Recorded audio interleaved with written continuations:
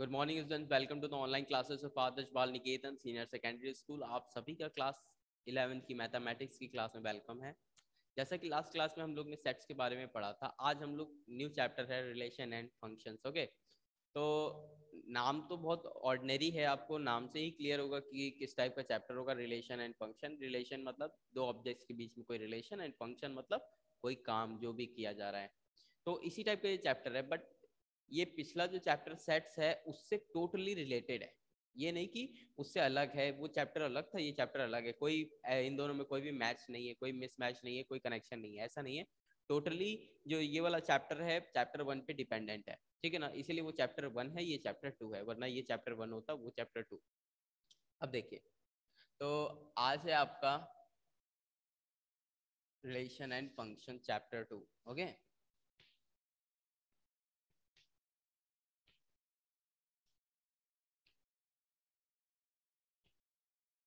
Relation and functions. Actually होता क्या है इसको समझिए, सेट्स की सिचुएशन को समझिए। सेट्स, जैसे आप किसी हॉस्पिटल में गए, हॉस्पिटल में गए, उस दिन हॉस्पिटल में क्या है, 100% आ गए वैक्सीन लगवाने, तो या फिर 100% आए किसी तरह का ऑपरेशन या किसी तरह की जांच करवाने, तो उसमें क्या है, सबका ब्लड सैंपल लिया गया। अब ब्लड सैंपल जितने लोगों का लिया गया, उन सबका एक कलेक्शन क्या हो गया, सेट हो गया। Set of all those people, set of all the blood samples which came on the day 10th August 2021। Okay, तो ये एक सेट हो गया। इसमें किसी भी उस आदमी का ब्लड सैंपल नहीं रखा जाएगा जो कल आया या कल आने वाला है, ठीक है। तो इस बात का ध्यान रखें, ये हो गया set. Set is a well defined collection of object.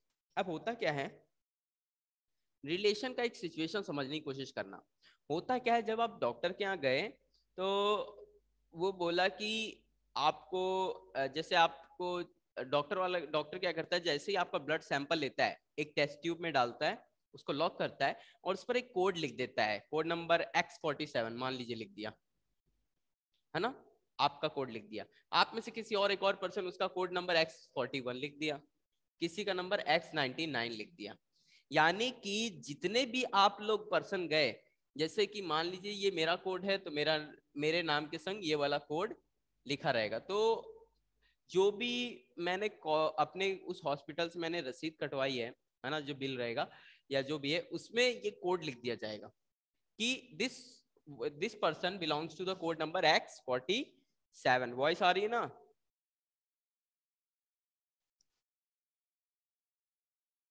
Hello, ठीक है। तो इसी तरह कोई और पर्सन रहेगा, उसके संग ये वाला कोड अटैच कर दिया जाएगा। कोई और थर्ड पर्सन रहेगा, उसके संग ये कोड अटैच कर देंगे। तो ये हो गया रिलेशन, यानी कि हर एक एक पर्सन को किसी से जोड़ दिया गया, ठीक है ना। हर एक पर्सन के संग किसी तरह का कोई एलिमेंट ऐड कर दिया गया। तो अब इसको कौन डिनोट करेगा, ये कोड। इसको कौन डिनोट करेगा, ये कोड। इसको कौन डिनोट करेगा, ये। तो रिलेशन, अब जैसे रियल लाइफ में रिलेशन क्या है, दो लोगों का पार्टिसिपेंट, जैसे कि विशाल विशाल एंड रोहित, दोनों क्या हैं, फ्रेंड्स। विशाल एंड रोहित क्या है, फ्रेंड्स। विशाल रोहित का फ्रेंड है तो रोहित विशाल का भी फ्रेंड होगा, ठीक है ना। इस टाइप के ये जो पॉसिबल जो रियल लाइफ में रिलेशन पड़े ना, ये एक्चुअल में मैथमेटिक्स है पूरे। ये पूरी की पूरी क्या है, मैथमेटिक्स। जैसे कि एक सिचुएशन और ले लेते हैं, जैसे 3 पर्सन है, A B C D E. ये सेट ऑफ ऑल क्या है,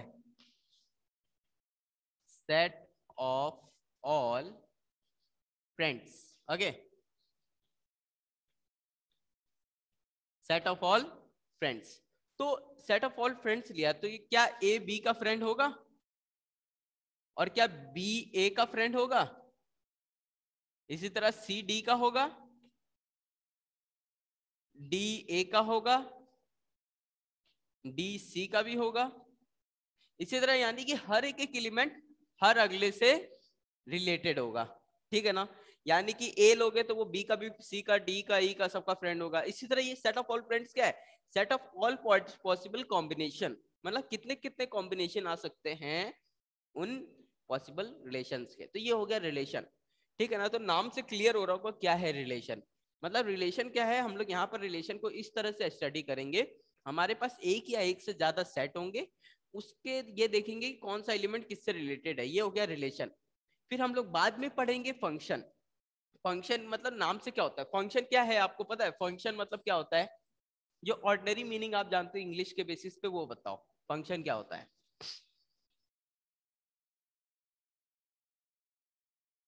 फंक्शन क्या होता है, बता सकते हो, व्हाट इज फंक्शन। इंग्लिश में वर्ड आता है ना, this this machine is not functioning properly, है ना। या फिर आज एक फंक्शन ऑर्गेनाइज होने वाला है, इस तरह का भी सुना होगा। तो ये मीनिंग क्या है इस फंक्शन का, ये बताओ, कोई बता सकता है।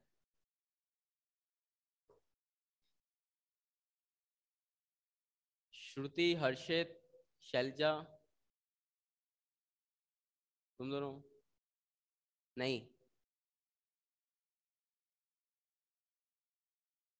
देखिए फंक्शन होता है वर्क, क्या वर्क हो रहा है।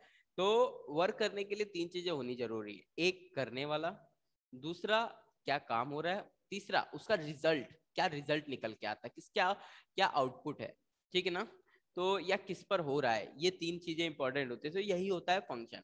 फंक्शन यानी फंक्शन इज अ सिचुएशन, एक कोई काम होता है जो किसी द्वारा किसी के पर किया जाता है, यही होता है फंक्शन, ठीक है ना। इस बात का ध्यान रखना। तो हम लोग एक एक करके ये दोनों चीजें पढ़ेंगे। इससे पहले हम लोग आज एक जानेंगे Cartesian, Cartesian product,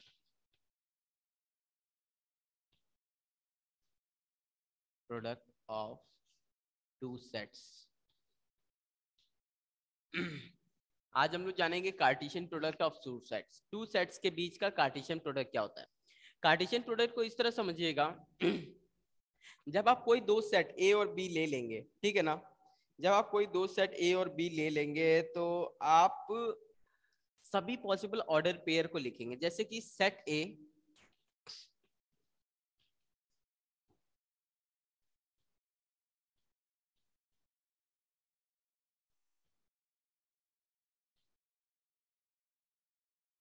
and set B आपने ले लिया,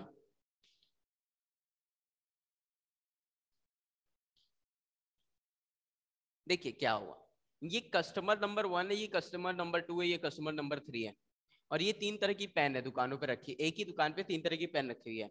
कस्टमर नंबर 1 आता है, बोलता है मुझे एक पेन खरीदनी है, तो दुकान वाला बोलता है ये तीन पेन रखी है, इसमें से जो आपका मन वो ले लीजिए। तो हो सकता है जो कस्टमर नंबर 1 है वो पेन नंबर 1 खरीदे, हो सकता है कस्टमर नंबर 1 पेन नंबर 2 खरीद ले, हो सकता है कस्टमर नंबर 1 पेन नंबर 3 खरीद ले। इसी तरह C2 के लिए भी हो सकता है, कस्टमर नंबर 2 के लिए P1, P2, P3। इसी तरह लास्ट में हो जाएगा C3 के लिए,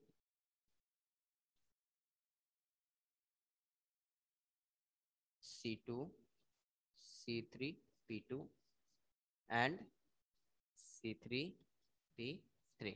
ये हो गया, यहां तक समझ में आ रहा होगा आपको। हो सकती ये पॉसिबल कॉम्बिनेशंस हैं, क्या क्या पॉसिबिलिटीज हो सकती है। तो यही हो गया हमारा कार्टेशियन सेट।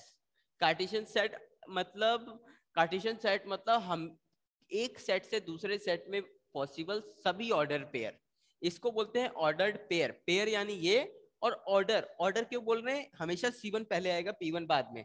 जब तुम P1 C1 लिख दोगे ये अलग चीज हो गया, P1 C1 का मतलब हो गया आप इसे सेट पे इस सेट को पहले ले रहे हो और इसको बाद में, और इससे इसमें कॉम्बिनेशन ढूंढ रहे हो, ठीक है ना। तो व्हाट इज कार्टेशियन सेट, ठीक है ना, ये पॉसिबल कॉम्बिनेशन है। अब मैं इसका डेफिनेशन लिखने जा रहा हूँ, इसका कार्टेशियन सेट का, ये एक आइडिया है, नहीं समझ में आया तो फिर से बोल दीजिएगा। देखिए क्या है, आपका कार्टेशियन सेट का देख लीजिए, given two non empty, two non empty set A and B, two non-empty set A and B the Cartesian product, the Cartesian, ये वर्ड और भी कहीं सुना है कार्टेशियन? यस और नो, जल्दी से बताइए। Yes sir. कहाँ सुना है? साइंस। साइंस। साइंस में? हाँ। क्या क्या होता है वो वहां पे?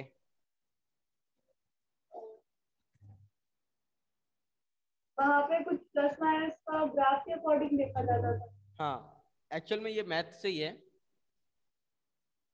जब आप क्लास 9th में कोऑर्डिनेट ज्योमेट्री पढ़ते हो, ठीक है ना, तो उसमें कोऑर्डिनेट ज्योमेट्री में एक कार्टेशियन कार्टेशियन प्लेन वर्ड आता है, ठीक है ना।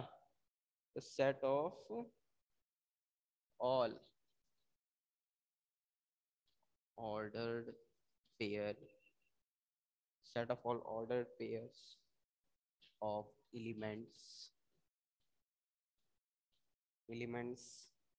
from P and Q, that is P cross Q is equal to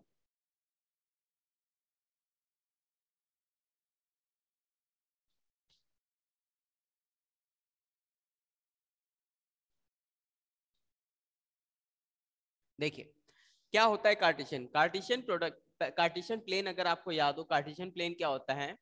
Cartesian plane ये होता है जब आप किसी प्लेन पर दो परपेंडिकुलर लाइंस ड्रॉ करते हो तो इस प्लेन को कार्टेशियन प्लेन बोलने लगते हैं। क्यों?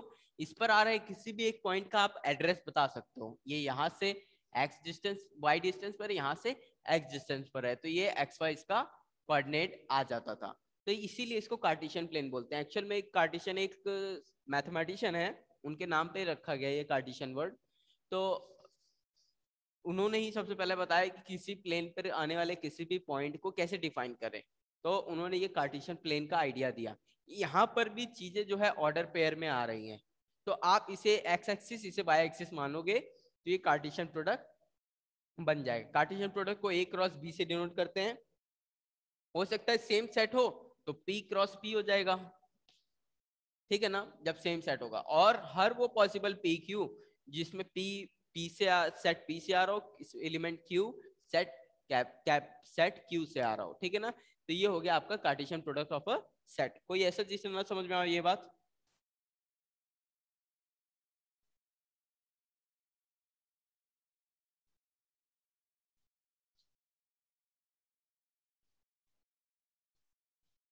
इन केस आपको लगे आपकी वॉइस मुझ तक नहीं आ रही तो चैट पर लिख दीजिएगा, ठीक है ना। और अपनी अपनी अटेंडेंस यहाँ इस चैट पर भी दे दीजिए और व्हाट्सएप ग्रुप पर भी दे दीजिए, ठीक है। चलिए नेक्स्ट देखिएगा।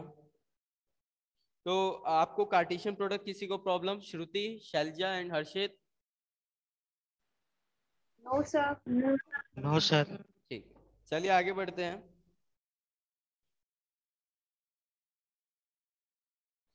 अब एक बात देखिए, तो इस वर्ड में अब किसी को प्रॉब्लम? ऑर्डर्ड पेयर,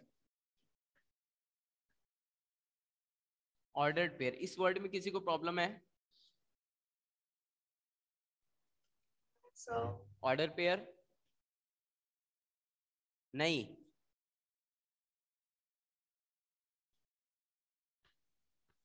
जब भी दो एलिमेंट्स को इस तरह ब्रैकेट में लिखा जाएगा तो उसे ऑर्डर पेयर बोलेंगे। पेयर यानी दो लोग, ऑर्डर मतलब ए पहले आया बी बाद में आया है।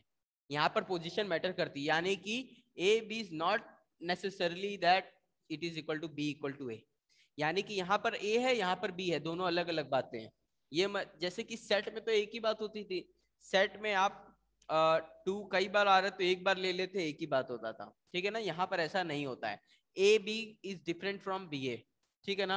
अब अगर मैं बोल दिया ए बी जो है बराबर है पी क्यू के, यानी कि ऑर्डर पेयर ए बी बराबर है ऑर्डर पेयर पी क्यू के, तो इसका मतलब ये होता है कि ए जो है वो पी के बराबर होगा और बी जो है वो क्यू के बराबर होगा, ठीक है।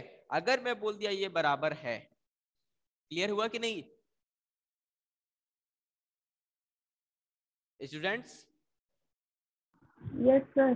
ठीक है, तो ये बात ध्यान रखिएगा। अगर मैं बोला पहला ऑर्डर पेयर अगले वाले ऑर्डर पेयर के बराबर है तो कॉरस्पॉन्डिंग एलिमेंट्स भी बराबर होंगे, ठीक है ना, ध्यान रखिएगा इस बात को। तो ये बेसिक बेसिक चीजें हैं, छोटी मोटी, ध्यान रखिए, इसको समझते रहिए, और कुछ डाउट हो तो पूछ लीजिएगा। चैप्टर में थोड़ी बहुत थ्योरी और है। तो एक क्वेश्चन है मेरा, मान लीजिए मैं ऐसा लिख देता हूं आप लोगों के लिए, मेरा क्या बुक का ही है क्वेश्चन, तो ऐसे कोई बात नहीं है, बट आपको क्लियर हो जाएगा कि आपने कितना अभी तक समझा है। अगर मैं कहूं x+1 एंड y-2 बराबर है, order pair x+1 and y-2 बराबर है 3 1 के, तो क्या आप x और y की वैल्यू पता कर सकते हैं? कर सकते हैं ना, क्योंकि ये जो x+1 होगा वो 3 के बराबर होगा, और y-2 किसके बराबर होगा? 1 के बराबर होगा। इसको सॉल्व करेंगे तो x इक्वल टू -2 आ जाएगा, sorry +2, and y equal to आ जाएगा 3। हो गया ना सॉल्व? बस यही चीज है, बेसिक बेसिक। तो इसको करने से पहले लिख देंगे, if the two order pairs are equal then their corresponding elements are also equal. ये एग्जाम्पल नंबर आपकी बुक में 1 है, ठीक है ना, इन केस किसी को देखना हो, एग्जाम्पल नंबर 1 है आपकी बुक में, ठीक है ना। तो ये बेसिक सा चीज था, इस टाइप से इसमें किया जाता है सवाल।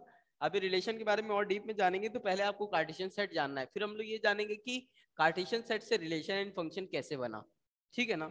तो नेक्स्ट देखिएगा, एग्जाम्पल नंबर 2। एग्जाम्पल नंबर 2 में दो सेट्स दिए हैं, दोनों का क्रॉस प्रोडक्ट किया, और बोल रहे क्या दोनों के क्रॉस प्रोडक्ट बराबर हैं? ऑफ कोर्स नॉट, ठीक है ना। तो कोई एग्जाम्पल नंबर 2 देखिए अपनी अपनी बुक में, देख के बताइए किसी को कोई प्रॉब्लम है?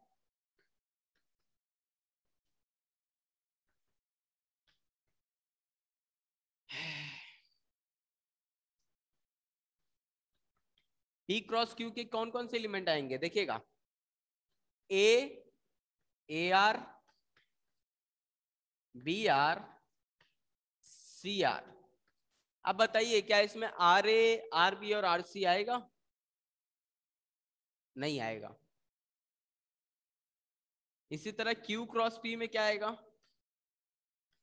RA, RB, RC। अब क्या मैं कहूं P क्रॉस Q बराबर है Q क्रॉस P के? यस और no? No, because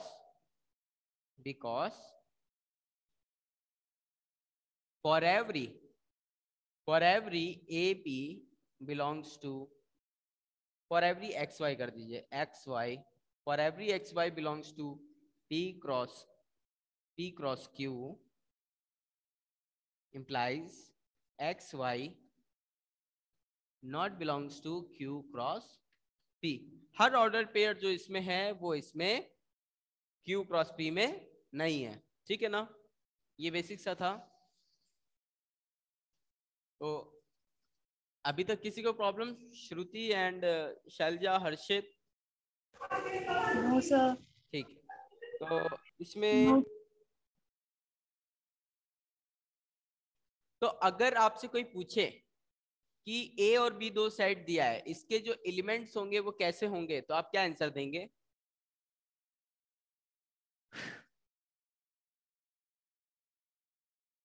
order pair क्या बोल रहे हो? हाँ, A और B आपको दो सेट दिए हैं, तो इनका जो कार्टेशियन प्रोडक्ट होगा, A क्रॉस B मतलब कार्टेशियन प्रोडक्ट किया गया, तो कार्टेशियन प्रोडक्ट में जो एलिमेंट्स आएंगे वो किस टाइप के होंगे? ऑर्डर पेयर होंगे, ठीक है ना, ध्यान रखना, अच्छी बात है। ABCD इस टाइप के होंगे, ठीक है ना। तो ये बात ध्यान रखिएगा, बोलचाल में ऐसे ही बोला जाता है, बोलचाल की भाषा में ऐसे। नेक्स्ट देखिएगा इसमें,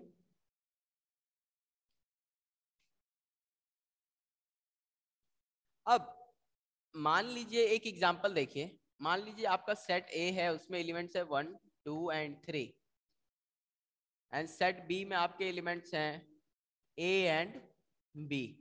तो इसके सभी ऑर्डर पेयर अगर बनाए तो क्या बनेगा? 1A 1B, 2A 2B, 3A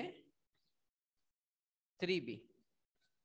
क्या समझ में आया? ये समझ में आया कि जो पहला एलिमेंट है वो किसी भी दोनों के संग जुड़ सकता था, इसी तरह ये दूसरा वाला भी एलिमेंट किन्हीं दोनों के संग जुड़ सकता था और तीसरा वाला एलिमेंट भी किन्हीं दोनों के संग जुड़ सकता था। कितनी लाइन है? 1 2 3 4 5 6, 1 2 3 4 5 6, यानी कि ऑर्डर पेयर में कितने एलिमेंट्स आए?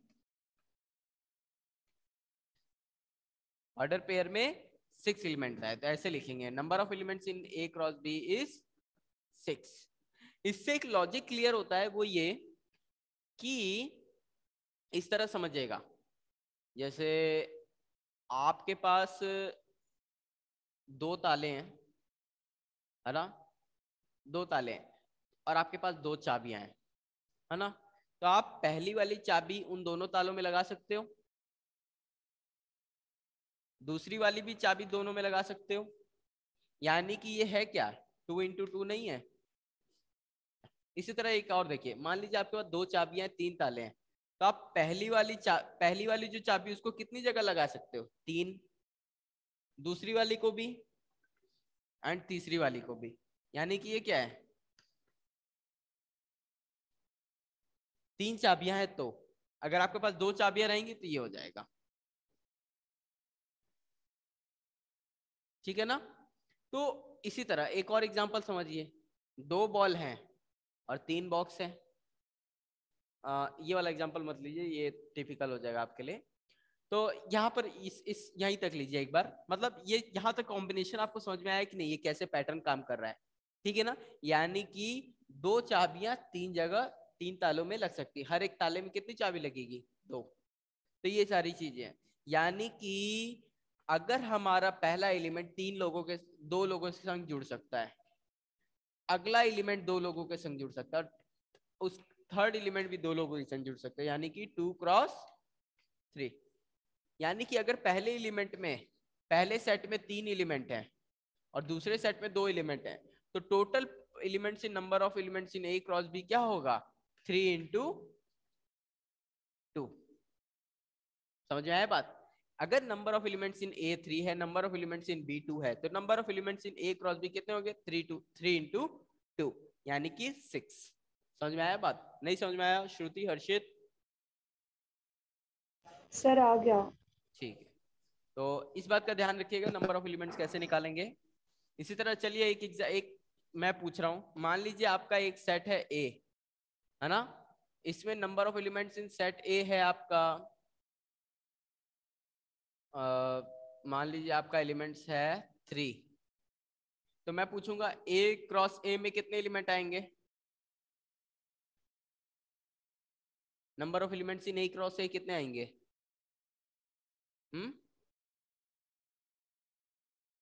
जो अभी बताया उसके बेसिस पे बोल दो, अभी तक जो ठीक पहले बताया ना उसके बेसिस पे जो भी आ रहा है बताओ।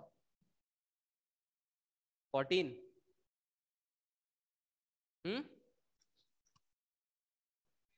ऑर्डर पेयर, हाँ, order pair A cross A में कितने एलिमेंट्स आएंगे? 2, 1। और कोई? Shruti, Harshit, Shailja? Sir may be 9। Okay, श्रुति?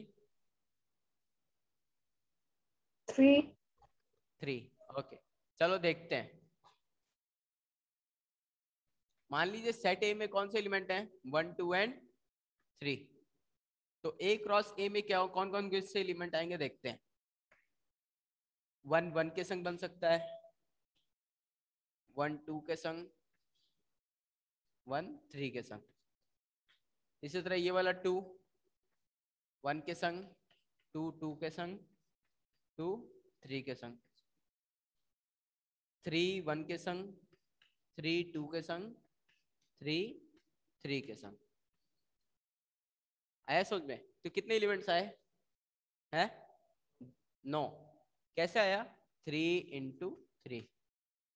यानी कि number of elements in A cross B क्या होता है? मैंने अभी बताया, number of elements in A into number of elements in B. Into के लिए ये सिंबल लगा दो, चलो। यानी कि अगर ए में 3 एलिमेंट है, बी में 2 एलिमेंट है, तो number of elements in A 3 into 2 कितने? ए क्रॉस बी में कितने आएंगे? 6 एलिमेंट। नहीं समझ में आया बात? अभी भी नहीं आया? ये देखो बाकी और किसी को doubt? Shruti, Harshit? No sir. चलो ध्यान देना।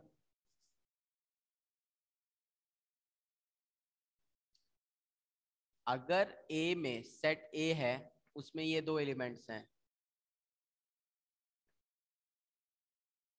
ए and B, and set B है, उसमें ये एलिमेंट है 1 1 2 एंड 3। तो आप जब इनका ऑर्डर पेयर बनाओगे क्या क्या बन सकता है? ए किसके संग बन सकता है? 1 के संग ए A3। इसी तरह बी के लिए हो जाएगा 3 एलिमेंट, सी के लिए भी 3 एलिमेंट हो जाएंगे। तो यानी कि नंबर ऑफ एलिमेंट्स इन ए कितने हैं ये बताओ? सेट ए में कितने एलिमेंट्स हैं? सेट ए में 3 एलिमेंट है कि 2 है? और सेट बी में 3। तो नंबर ऑफ एलिमेंट्स इन ये जो सेट ए क्रॉस बी है ना, इसमें number of elements in A cross B कितने आएंगे? 2 इंटू 3 कितने आए? 6। तो देखिए 1 2 3 1 2 3 एंड 4 5 6। सी वाला तो है ही नहीं इसमें, ठीक है ना? तो 6 एलिमेंट्स हो गए। अगर यहाँ सी भी होता तो यहाँ 3 इंटू 3 9 हो जाते, ठीक है ना? तो इसी तरह मैं पूछा number of elements in A cross ए कितने हैं? 9। यहाँ तक समझ में आया? तो इसको बोलते हैं ऑर्डर्ड पेयर। यहाँ तक। अब देखिएगा एक चीज और, मान लीजिए कभी किसी सेट को 3 टाइम क्रॉस प्रोडक्ट किया गया है ना, यानी कि ए क्रॉस ए। 2 डायमेंशन अभी तक पढ़ा है आप लोगों ने, एक्स और वाई एक्सिस। जेड भी तो होती है। अभी अगली क्लास इस साल पढ़ोगे 3 dimension 3D object. 3D object होता है ना, circle is a 2D object, but sphere जो बॉल हम लोग खेलते हैं वो 3D ऑब्जेक्ट है, ठीक है ना? तो ए क्रॉस ए क्या होता है? ये होता है, इसको बोलते हैं ऑर्डर्ड पेयर। तो 2 लोगों को मिलते हैं, तो 3 लोगों को क्या बोलेंगे? ट्रिपलेट, ठीक है ना? Ordered triplet. तो इसके एलिमेंट्स किस टाइप के होंगे? ए कॉमा बी कॉमा सी, ठीक है ना? मान लीजिए इस तरह से किया है, 3 अलग अलग सेट है, ए बी एंड सी। इसका मतलब क्या है? Such that A belongs to A, B belongs to B and C belongs to C. कुछ डाउट हो तो पूछ लेना। तो ये होता है ऑर्डर्ड ट्रिपलेट। तो अब एक बात खुद से कॉमन सेंस लगा के बताइए कि अगर ए क्रॉस बी में number of elements in A cross B 9 elements है, and number of elements in C is 3, तो number of elements in A cross B cross C में कितने होंगे अंदाजन? या सोच के खुद से 27। आइडिया है? 12 नहीं, कैसे करेंगे ये बताइए? Number of elements in A cross B में क्या होता था? Number of elements in A into number of elements in B. तो अगर ए की जगह मेरा सी क्रॉस डी है मान लीजिए, और बी की जगह बी है, तो नंबर ऑफ एलिमेंट्स इन इसके क्या लिख देते? Number of elements in C cross D into number of elements in B, ठीक है ना? अगर इस ए की जगह सी क्रॉस डी लिख दे तो क्या बन जाएगा? फिर number of element in C cross D cross B क्या आ जाएगा? Number of element in C cross D into number of elements in B. नहीं समझ में आया बात? इस तरह समझो यार कि ए की जगह सी क्रॉस डी लिख देंगे तो ये ऐसा नहीं बन जाएगा? नहीं बनेगा? बनेगा ना? तो अगर यहाँ पर भी सी क्रॉस डी लिखेंगे तो ये नहीं हो जाएगा? नहीं होगा? हो जाएगा ना? तो इसी तरह अगर A cross B cross C है, मैंने बोला number of elements in A cross B 9 है, number of elements in C 3 है, तो यहाँ पर कितने एलिमेंट्स आएंगे? Number of elements in A cross B into number of elements in C. नहीं आएंगे? नहीं समझ में आया? उसको देख के समझो, नहीं आ रहा अभी भी? एकदम उसी की तरह है। Number of elements in A cross B कितने हो जाएंगे? 9 इंटू 3, 2 नहीं है ये, 27 है। पानी रखा है, पानी पियो पहले। काम कर रहा है ना? तो ये हो गया 27, ठीक है ना? तो ये चीज है, यहाँ पर हमें ये देखना है कि कितने नंबर ऑफ एलिमेंट्स आ सकते हैं। तो यानी कि इस तरह समझिए। और अगर मैं बोलता है A क्रॉस B ऐसे बना है 3 into 3 से, यानी कि number of elements in A कितने हैं? 3। Number of elements in B कितने हैं? 3। 3 क्रॉस 3 into 3। तो हमें ये बात क्लियर होता है कि जितने भी सेट रहे उसका ट्रिपलेट क्या होता है? Number of elements in A, number of elements in B and number of elements in C. ठीक है ना? इस बात का ध्यान रखिएगा, यही चीज है ये। ठीक है ना? ये 3 3 और 3 है, तो तीनों को मल्टीप्लाई करेंगे 27 आ जाएगा। यहां तक कोई प्रॉब्लम किसी को?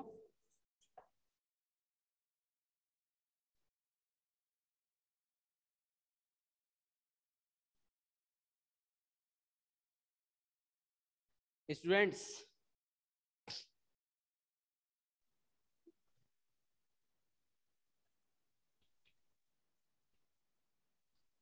एक्सरसाइज 2.1 कराने जा रहा हूं।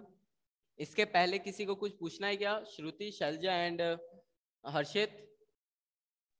No sir. ठीक है, तुम दोनों को कुछ पूछना है? बुक में देख रहे हो ना, देखते रहना। तो इसमें क्वेश्चन नंबर 1 कर लेंगे आप लोग? Yes sir. ठीक है। सेकंड देखिए,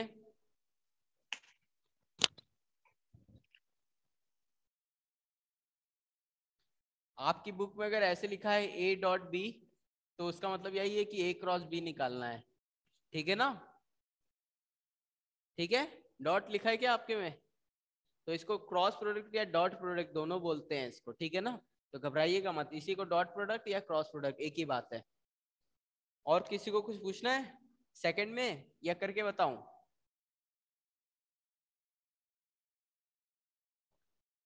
बताइए। No sir. ठीक है। Third, if G has 7 8 and H has 5 4 2, तो ये भी कर लेंगे। Yes sir. फोर्थ देखिए, state whether each of the following statements are true and false. If the statement is false, rewrite the given statement correctly. यानी कि आपको जो स्टेटमेंट दिए गए आपको आइडेंटिफाई करना है कि वो ट्रू है या फॉल्स। अगर फॉल्स है तो सही स्टेटमेंट क्या होगा वो लिखना है। जैसे कि if P is equal to Mn and Q is equal to Nm, then P cross Q is equal to Mn and तो देखिए पहला वाला स्टेटमेंट फर्स्ट क्या है, फॉल्स है या ट्रू है? सोच के बताइए तुरंत।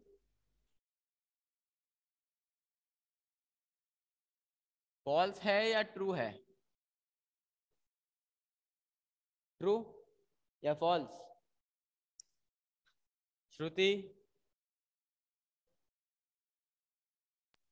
फॉल्स। फॉल्स को 2 वोट। और कोई? हर्षित?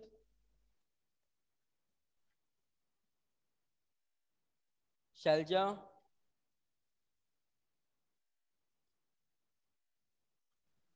फॉल्स ही है। फॉल्स। तो फॉल्स है ये, है ना? फॉल्स है क्योंकि P क्रॉस Q में 4 एलिमेंट आएंगे। ठीक है ना? आए 2 ही हैं, 4 कौन कौन से आएंगे उसको लिख दोगे। ठीक है ना? तो सही स्टेटमेंट लिख के बताओ, लिख लोगे? लिख लोगे। नेक्स्ट देखिएगा, इसी में सेकंड देखिए, if A and B are non-empty set, then A cross B is the non-empty set of order pair x y such that x belongs to A and y belongs to B. True and false? True या false? या question कोई ऐसा जिसे ना समझ में आया हो?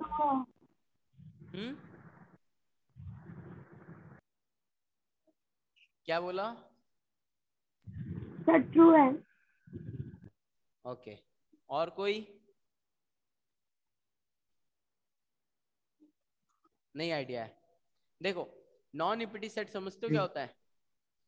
नॉन इम्पिटी सेट मतलब एक ऐसा सेट जिसमें कोई ना कोई एक एलिमेंट हो। वो सेट जिसमें एक भी एलिमेंट ना हो उसको इम्पिटी सेट बोलेंगे। नॉन इम्पिटी यानी कम से कम एक एलिमेंट तो होगा ही। ठीक है ना? कम से कम एक।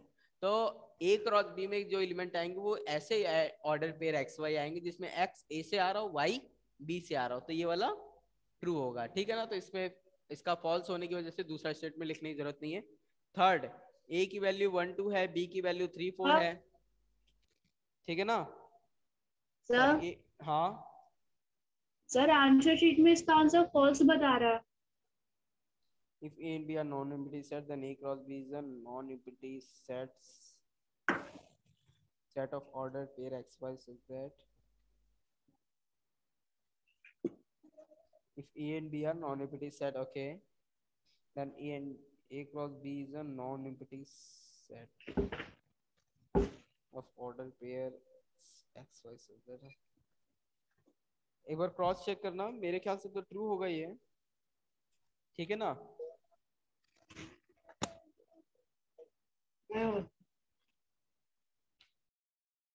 मैं एक बार फिर से चेक कर लूंगा सेकंड को, ठीक है ना। सेकंड को मैं फिर से एक बार चेक कर लूंगा क्या इसमें कुछ है होगा, तो ऐसे ट्रू होना चाहिए मेरे अकॉर्डिंग तो। नेक्स्ट देखिएगा, एंड थर्ड में क्या एलिमेंट है।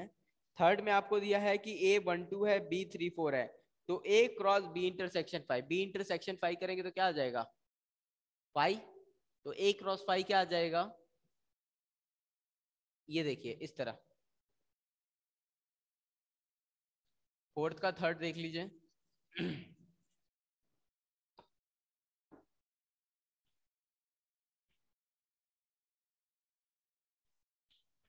इसको समझिएगा। सेट ए आपको क्या दिया है 1 2, एंड इसको क्रॉस प्रोडक्ट करना है सेट बी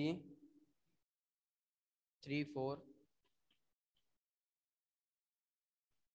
इंटरसेक्शन 5। तो एक बात बताइए, इन दोनों में इंटरसेक्शन करेंगे क्या आएगा,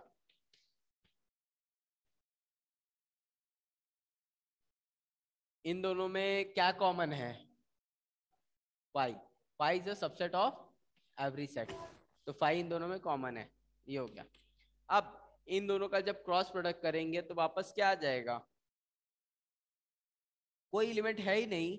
जब यहाँ पर कोई एलिमेंट होगा ही नहीं तो इसका कार्टेशियन सेट कुछ होगा नहीं होगा, तो ये 5 आएगा। ट्रू या, तो क्या समझ में आया, ट्रू या फॉल्स, ट्रू। एक बार चेक कर लीजिएगा इसको भी, ट्रू आ रहा है ना पीछे आंसर शीट में, चेक कर लीजिएगा। Yes sir. ठीक है। कार्टेशियन सेट करने के लिए 2 एलिमेंट्स होने चाहिए, 2 एलिमेंट्स है ही नहीं। सेकंड वाला भी ट्रू है ना,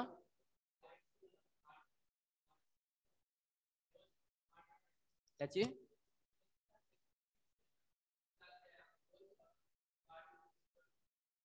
अच्छा चलो कोई नहीं, हो सकता है कोई एरर हो, मैं एक दो बार एक दो जगह और चेक कर लूंगा। नेक्स्ट देखिएगा क्वेश्चन नंबर देखिएगा 5 कर लेंगे, करके बताऊं।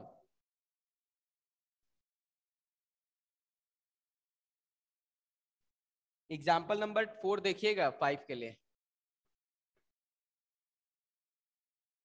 एग्जाम्पल नंबर 4 देखिए, फिर 5 कर लेंगे, यस और नो। Yes sir. ठीक है। 6 देखिएगा,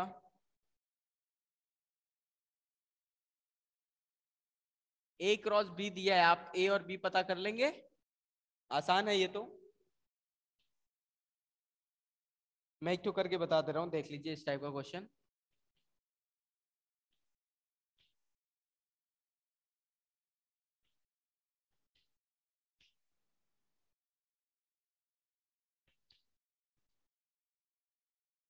देखिएगा, इसमें कह रहा है कि सेट ए में कौन कौन से एलिमेंट आएंगे, हर ए क्रॉस बी होता क्या है, ए क्रॉस बी इज